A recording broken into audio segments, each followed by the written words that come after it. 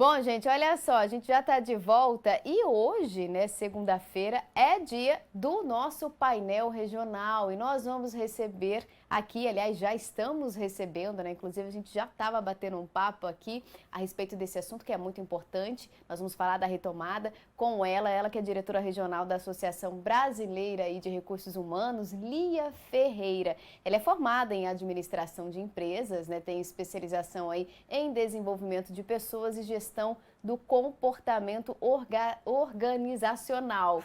Lia é diretora da ABRH, né, Associação Brasileira de Recursos Humanos, como eu disse, e está aqui hoje com a gente nos estúdios para a gente falar de um assunto muito importante, que é essa retomada, né? Eu queria já, desde já, agradecer a sua presença e a sua participação aqui com a gente. Muito obrigada, Juliana. É um prazer estar aqui também.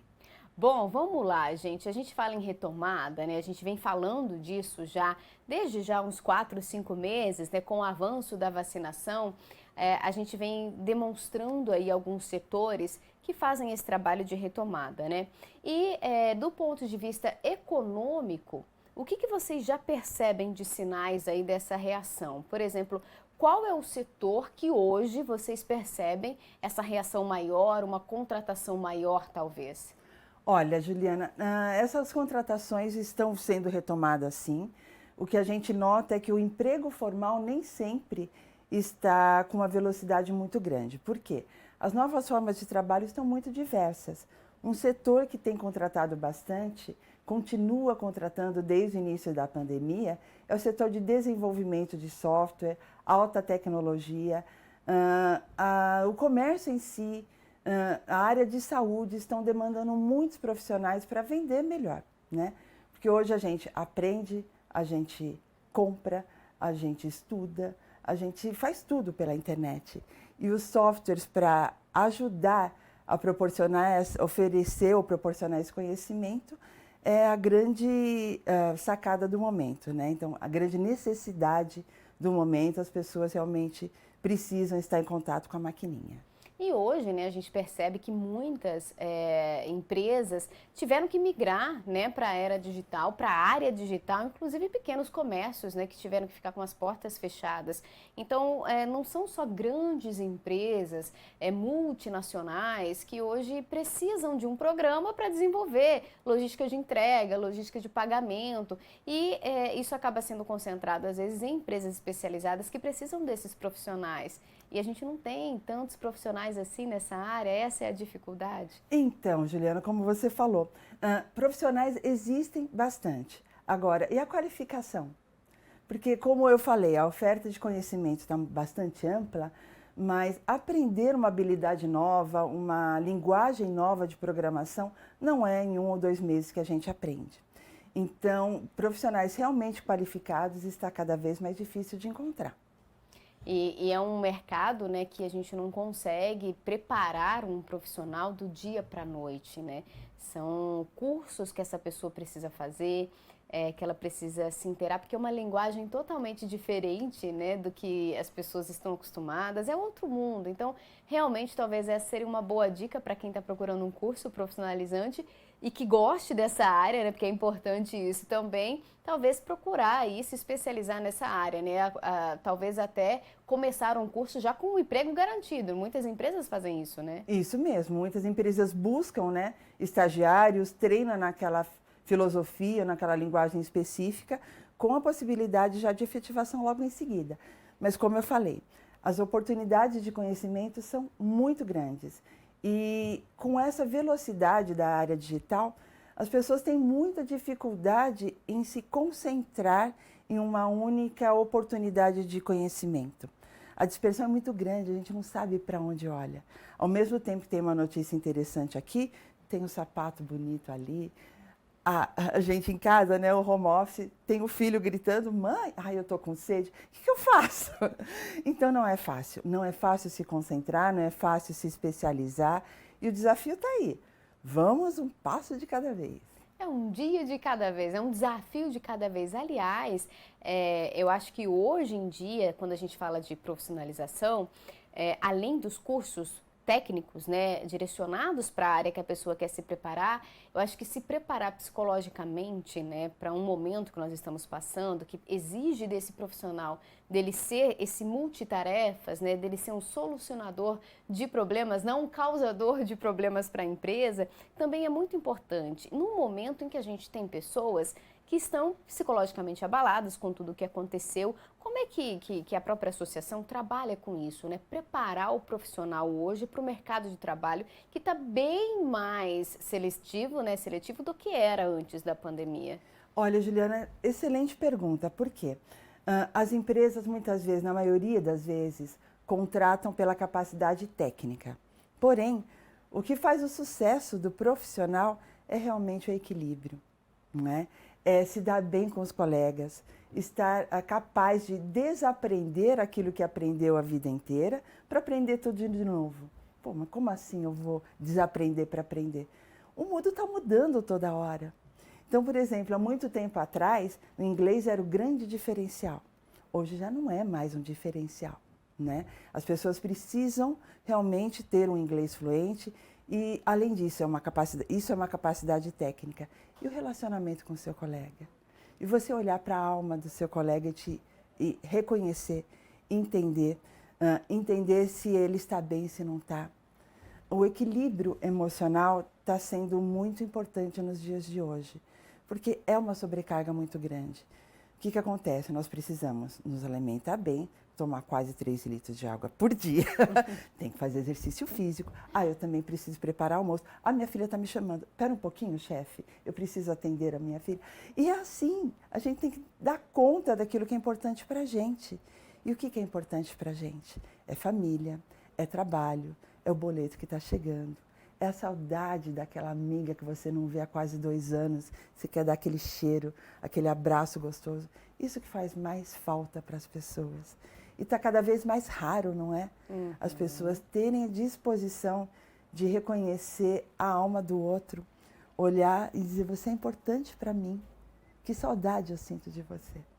Então, esse equilíbrio está cada vez mais escasso e cada vez mais valorizado.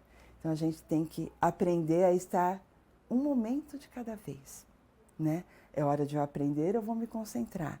É hora de cuidar da minha filha, que é a prioridade, eu vou cuidar dela totalmente. E, muitas vezes, né? E o tempo pra gente, como é que fica? Não é fácil, né? Eu tenho feito banho de presença, Juliana, não sei se você já ouviu falar sobre isso. Banho de presença é apagar a luz, eu estou aqui comigo, eu preciso desse tempo. E é muito relaxante. Porque senão, às vezes, todo o seu conhecimento, né, que você tem naquela área técnica acaba nem sendo aproveitado na empresa por conta disso, dessa dificuldade de relacionamento que as pessoas acabam tendo, né? E hoje em dia, gente, a tolerância parece que sumiu, né, da vida de muita gente, as pessoas não se toleram mais. E aí cria aquele ambiente de trabalho ruim, pesado, ninguém produz nada, a empresa acaba perdendo e às vezes precisa demitir um funcionário que tem uma capacidade técnica imensa, mas não consegue lidar com as pessoas, né? Não tem a capacidade de viver em sociedade. Fica difícil demais. Mas, por outro lado, a gente tem também os líderes, né? Chefes e líderes que precisam saber como lidar com a equipe, porque as pessoas que estão às vezes num cargo superior e não sabem lidar com a equipe, ela adoece esses funcionários e às vezes faz com que a empresa acaba perdendo bons funcionários porque é liderado por uma pessoa que não tem essa inteligência emocional, né? Tem os dois lados. Então, isso tem acontecido bastante, Juliana. Infelizmente, os gestores não estão tendo tempo para se preparar, principalmente a desenvolver pessoas, para depois liderar. As empresas hoje são movidas por metas, e as metas para resultado. E os líderes não estão, muitas vezes, olhando para o bem-estar e para o que aquela pessoa pode dar de melhor. Ele está preocupado em atingir as metas a qualquer custo. E isso cria um estresse muito grande, uma falta de capacidade de se perceber o quanto a pessoa está realmente contribuindo para a empresa e para o ambiente de trabalho. Por isso que as pessoas adoecem, né? Porque uma coisa é certa, nem sempre a gente tem a capacidade de dar os nossos 100% ou 120% todo dia. Todo o processo tem que ser equilibrado. aquilo que a pessoa sabe fazer de melhor e o que de melhor pode entregar para a empresa. E os líderes nem sempre conseguem ter esse equilíbrio e olhar para a pessoa e para os resultados da empresa também. Por isso, é muito importante termos o conhecimento, a prática, a empatia e preparar as pessoas. A BRH tem contribuído muito para isso, olhando o que os líderes precisam ter, quais são as capacidades que o líder precisa oferecer e as pessoas, o que eles precisam entregar.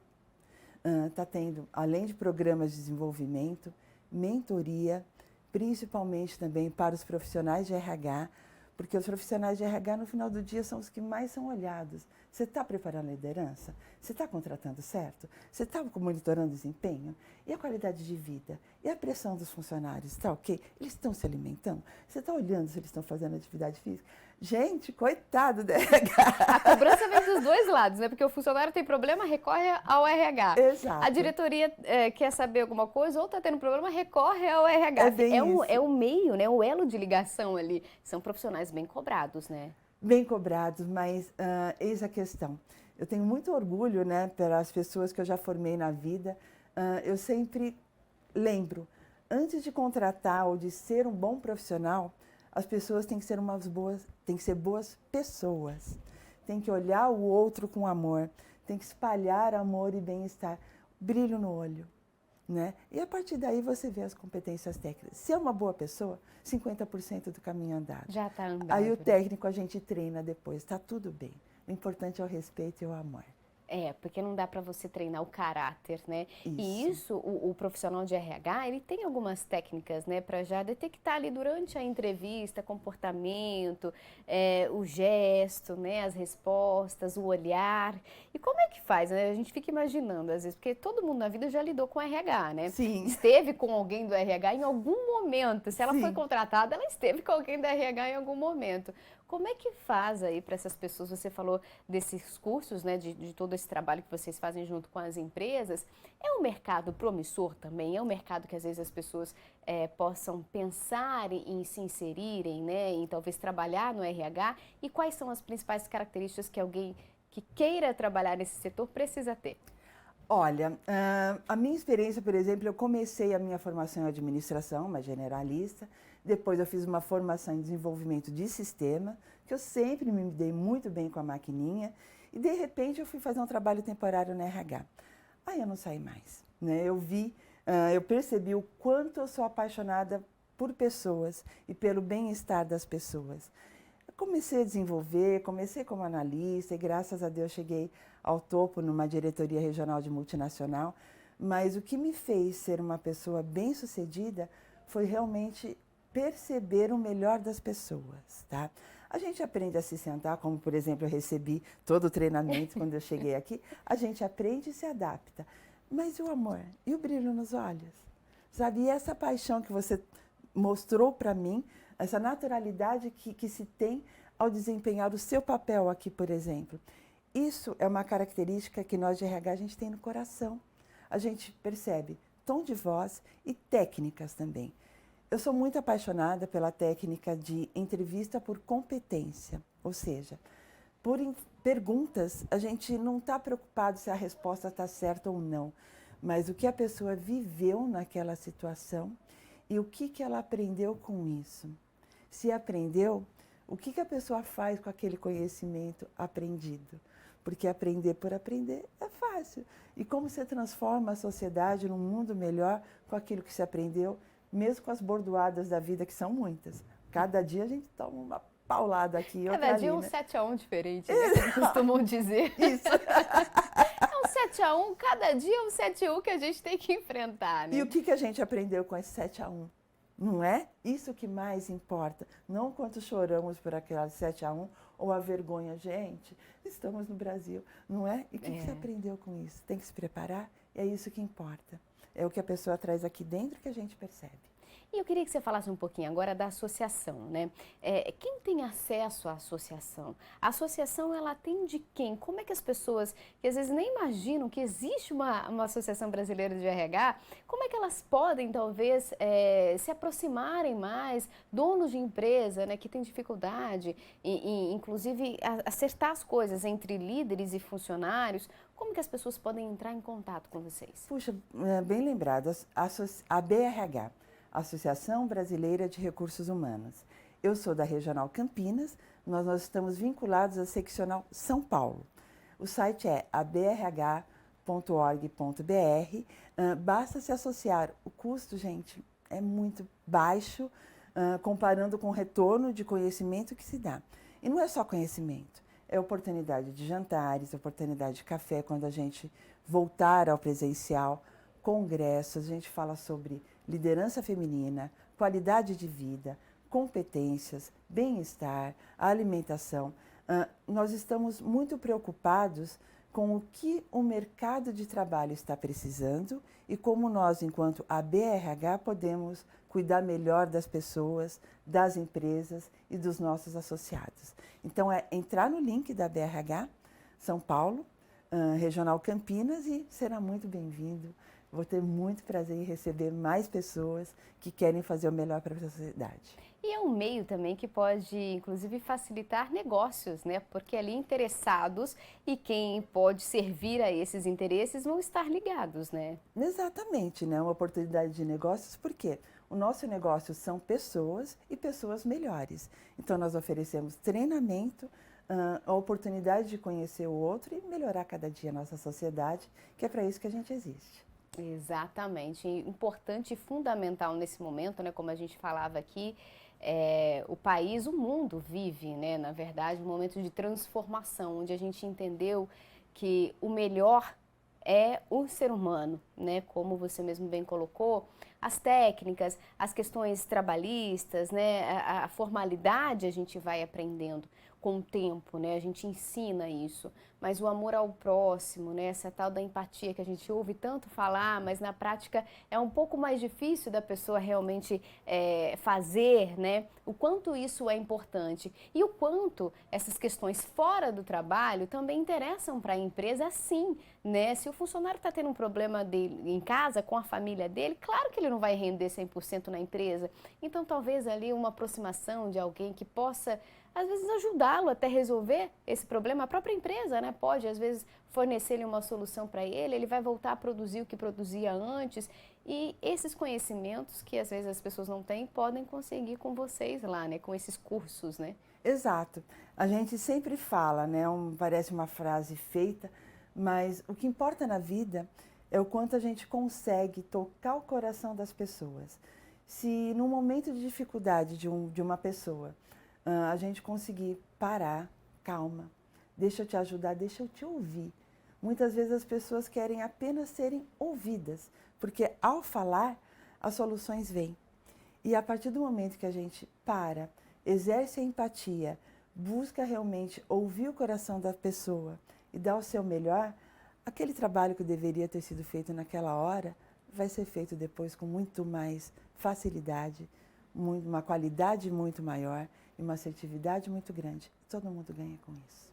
Sem dúvida nenhuma. Bom, gente, é um assunto que rende demais. A gente ficaria aqui horas falando de pessoa, porque pessoa eu também sou de humanas, né?